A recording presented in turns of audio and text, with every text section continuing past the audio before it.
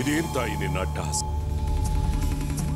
ಇನ್ನು ಯಾವ ಯಾವ ರೀತಿಯಲ್ಲಿ ನಮ್ಮನ್ನ ಅವಮಾನ ಮಾಡಬೇಕು ಅಂತ ನೀನು ಪ್ರಯತ್ನ ಪಡ್ತಾ ಇದೀಯ?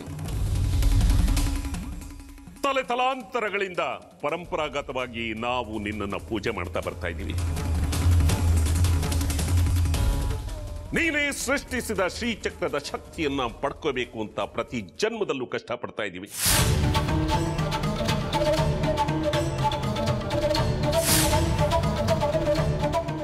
ಆ ಶ್ರೀಚಕ್ರದ ಶಕ್ತಿ ಭೂಮಿಯಲ್ಲಿ ನಿರುಪಯೋಗವಾಗಿ ಹೋಗ್ತಾ ಇದೆ.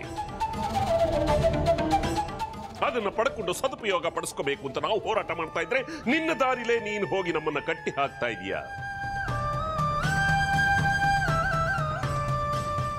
ತಪ್ಪು ತಾಯಿ, ತಪ್ಪು ನೀನು ಮಾಡ್ತಾ ಇರೋದು. ಆದ್ರೆ ಒಂದಂತೂ ಸತ್ಯ,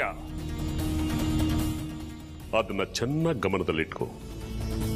ನನಗೆ ಅವಮಾನವಾದ್ರೆ ನಿನಗೂ ಅವಮಾನವಾದ ಹಾಗೆ, ನನಗೆ ಸೋಲಾದ್ರೆ ನಿನಗೂ ಸೋಲಾದ ಹಾಗೆ. ಯಾಕೆ ಹೇಳು? ಯಾಕೆಂದ್ರೆ ನಾನು ನಿನ್ನ ಪ್ರತಿರೂಪ. ನಡೆದಾಡೋ ಅಮ್ಮನವರು ಈ ವಿರೂಪಾಕ್ಷ ಶಾಸ್ತ್ರಿ. ಅದನ್ನ ಗಮನದಲ್ಲಿಟ್ಕೊಂಡು ನಿನ್ನ ನಡೆಯನ್ನ ಸರಿ ದಾರಿಲಿಟ್ಕೋ ತಾಯಿ. ಜೋಪಾನ ಜೋಪಾನ ಜೋಪಾನ.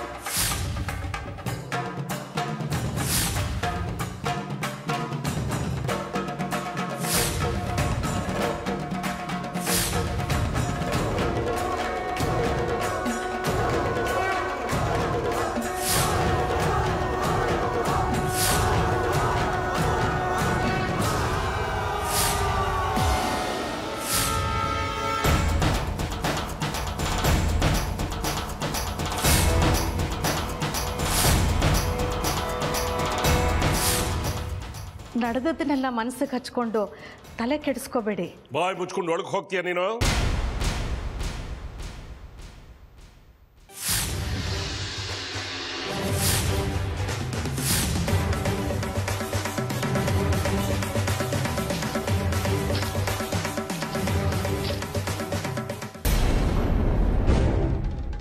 ಹೇಳಿದ್ದೆ ಅಲ್ವಾ ನಾನು?